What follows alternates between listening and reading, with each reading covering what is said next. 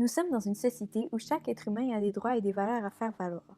L'individu en milieu urbain tel qu'on le connaît a accès à des services de santé, de sécurité et de protection et à divers atouts indispensables pour une existence saine et égale au sein de sa communauté. En effet, les villes présentent de nombreuses possibilités d'emploi et de services sociaux. C'est ce qui explique que de plus en plus de personnes y tentent leur chance. La ville devient alors une destination prisée. Plusieurs offres d'emploi, services et communautés y sont accessibles à tous. En 2050, les démographes estiment que 70% de la population va vivre en milieu urbain. Alors comment bien gérer cette expansion urbaine qui ne montre aucun affaiblissement? Comment réussirons-nous à gérer ces inégalités sociales? Ce sont des problématiques qui seront au centre de nos recherches tout au long de cette vidéo. Nous allons présenter les causes et les solutions à ces enjeux. D'abord, qu'est-ce que l'expansion urbaine et la gestion de celle-ci? L'expansion urbaine est le phénomène par lequel les villes s'agrandissent afin de répondre à la demande croissante en logements et en établissements.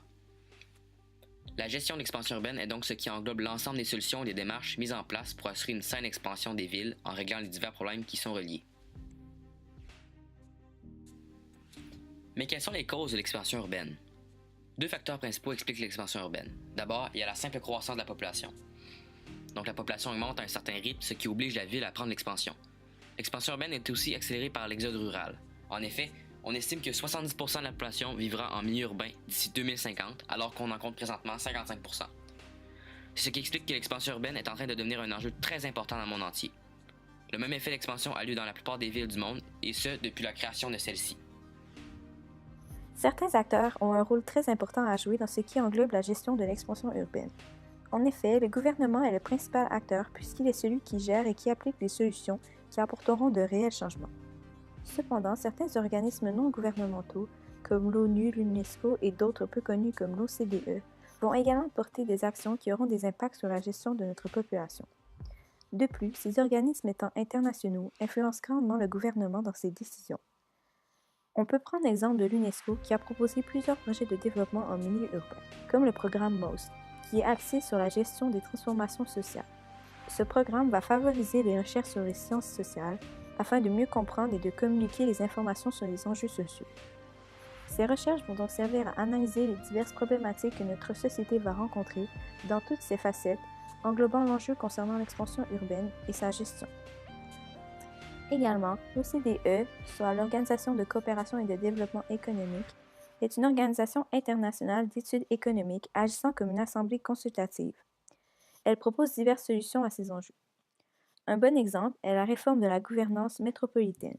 Celle-ci définit les processus par lesquels les citoyens règlent collectivement leurs problèmes et répondent aux besoins de la société, en faisant appel au concours de l'administration publique.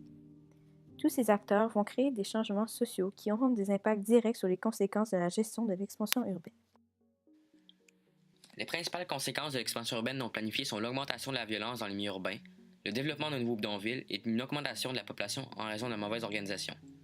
Regardons maintenant ces problèmes et tentons de fixer des solutions. Les bidonvilles ne sont pas quelque chose de très commun pour les Nord-Américains. En effet, pratiquement aucun bidonville ne se trouve dans les pays développés, alors que près du tiers de la population urbaine mondiale habite ces quartiers insalubres. On les trouve principalement en Afrique, en Asie et en Amérique latine. Dans les pays défavorisés, une grande partie de la population souffre de la pauvreté. Le nombre de personnes vivant dans les bidonvilles n'est pas prêt de diminuer. En effet, d'ici 2030, certains spécialistes prévoient qu'il pourrait doubler, mais pourquoi est-ce un si grand problème? Parce que les bidonvilles sont des zones en périphérie de villes, sont illégales et surtout non planifiées. Les habitants des bidonvilles n'ont pas accès à l'eau courante, à l'électricité ou à des infrastructures sanitaires. La violence, la criminalité et la pauvreté sont très présentes dans les bidonvilles. Si la croissance de la ville est trop brusque, celle-ci aura de la difficulté à s'organiser, laissant ainsi les bidonvilles et la violence se développer. La ville de Lagos est un bon exemple. C'est une ville portuaire située au Nigeria. Lors de la crise du pétrole, son économie s'est vue augmenter considérablement, attirant beaucoup d'immigrants. Ainsi, comme personne n'avait prévu cela, l'expansion urbaine n'a pas été vraiment gérée et ainsi les quartiers ont poussé de façon désordonnée, sans logique, partout autour de la ville. Le réseau routier n'est vraiment pas bon, compliquant l'accès à certains services. Il y a aussi une grande différence entre les classes sociales dans Lagos. Il y a certaines personnes très aisées et d'autres vivant dans des bidonvilles. Ces bidonvilles, créés par le manque de gestion de l'expansion urbaine, favorisent le travail au noir. Les habitants des bidonvilles n'ont pas de titre de propriété, ils ne sont donc pas gérés par la ville. Ces individus vont donc faire ce qu'ils peuvent pour gagner un peu d'argent, passant souvent en dessous du nez du gouvernement. La violence dans les milieux urbains est souvent située dans les zones les plus pauvres telles que les bidonvilles. En effet, le manque d'argent fait en sorte que les plus pauvres sont résignés à commettre des actes illégaux pour subvenir à leurs besoins. Le manque de biens et d'argent entraîne souvent la création de réseaux illégaux et criminels, de vols et de braquages, ce qui est un facteur important de violence dans les milieux urbains. Elle se développe souvent lorsque l'urbanisation est trop rapide et non planifiée. Cela peut subvenir dans les pays non développés, mais aussi dans les pays développés.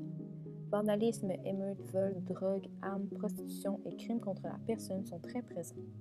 Certains groupes interviennent pour dénoncer les causes ou les acteurs des violences. La banlieue est une zone urbaine plus loin de la ville avec une densité de population plus faible. C'est un lieu de vie parfait pour la famille et la classe moyenne. Les automobiles sont beaucoup plus faciles d'accès et il est plus simple de les utiliser. Bref, c'est un milieu sécuritaire et calme pour les familles. Les banlieues apportent certains avantages, mais aussi certains désavantages. Les grands terrains et grandes maisons sont très courantes en banlieue. Cela vient avec une tranquillité ainsi qu'un milieu sécuritaire pour les familles. Cependant, les banlieues ne sont pas parfaites. Du fait que la densité des banlieues est très faible, les propriétaires sont obligés de prendre la voiture pour se rendre au service de la ville et consomment donc plus d'essence. Cela crée aussi des embouteillages monstres car les voitures sont très utilisées. On peut voir une corrélation forte entre la densité d'une ville et la consommation de carburant par année et par habitant. Il y a donc un fort impact sur l'environnement de plus que les banlieues rasent de très grandes zones naturelles et détruisent des habitats naturels. Développer les villes très denses est donc une solution plus viable pour développer les banlieues. Pour garantir le développement durable d'une ville, le gouvernement et différents organismes doivent considérer 3 enjeux importants. Assurer une bonne croissance économique, réduire les inégalités sociales et diminuer les impacts écologiques. C'est en présentant des solutions afin de diminuer les conséquences de l'expansion urbaine que les gouvernements et les ONG vont assurer un développement durable d'une ville en croissance. Les problématiques reliées aux enjeux économiques sont souvent causées par de mauvaises gestions de la population. En effet, lorsqu'une communauté a des problèmes économiques, c'est souvent lié à la présence d'une forte pauvreté et donc de bidonvilles. Certaines solutions existent déjà par rapport aux enjeux liés aux bidonvilles. La solution la plus fréquemment utilisée est la création de lois pour éliminer les bidonvilles. Par exemple, en 2007, le gouvernement de KwaZulu-Natal rédigea une loi visant à supprimer les bidonvilles et à prévenir leur réapparition.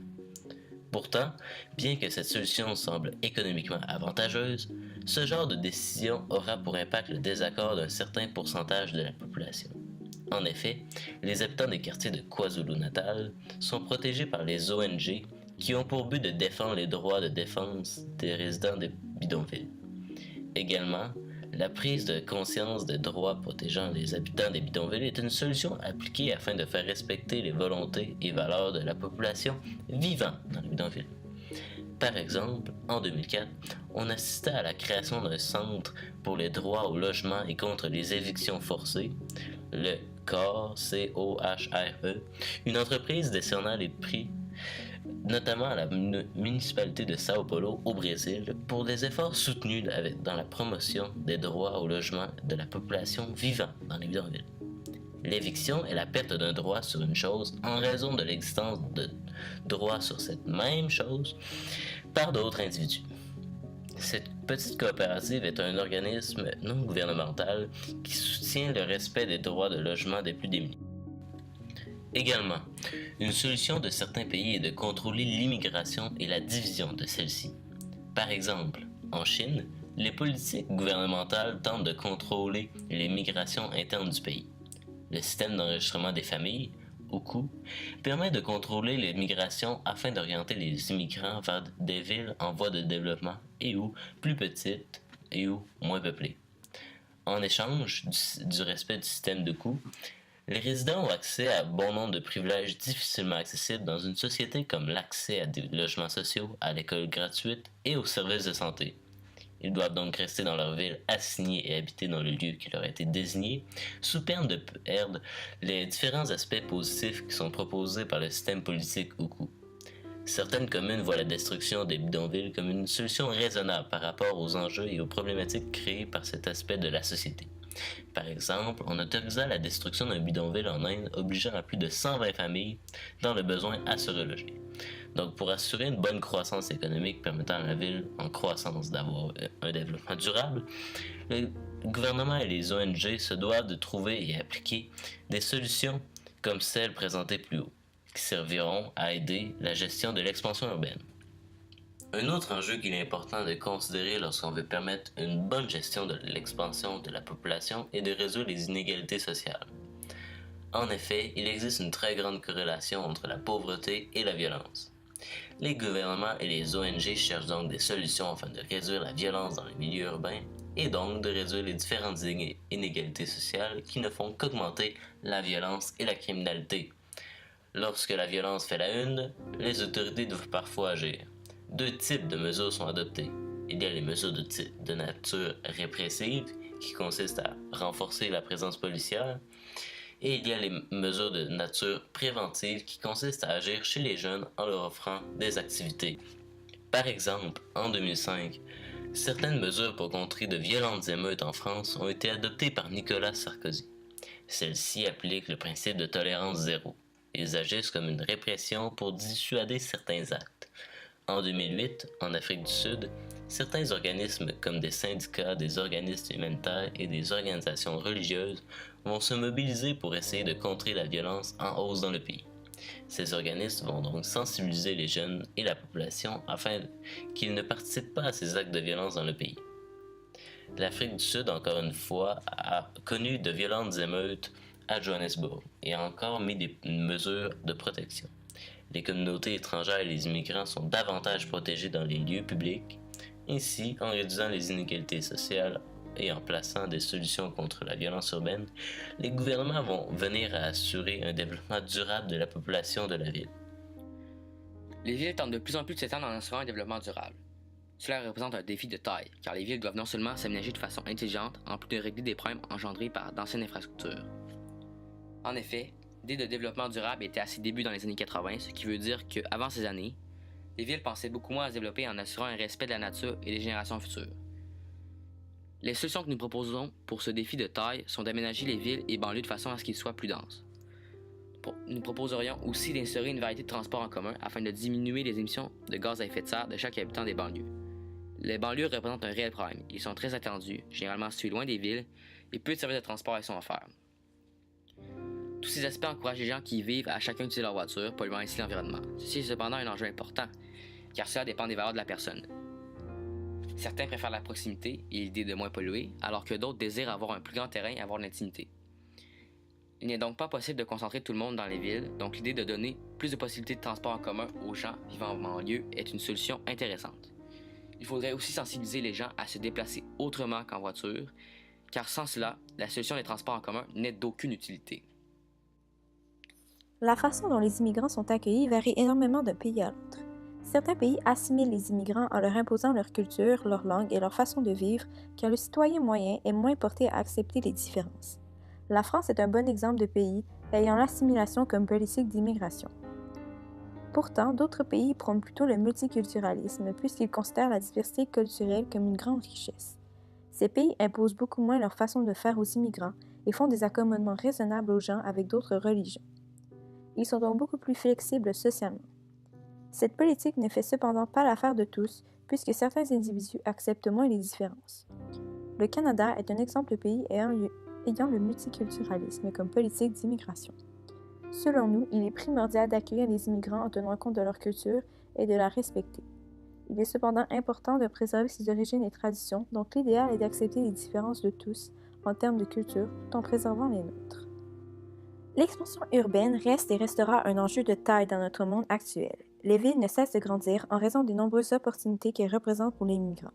Il faut donc absolument apprendre à comprendre et à prévoir les techniques de gestion d'expansion et ce partout autour du globe.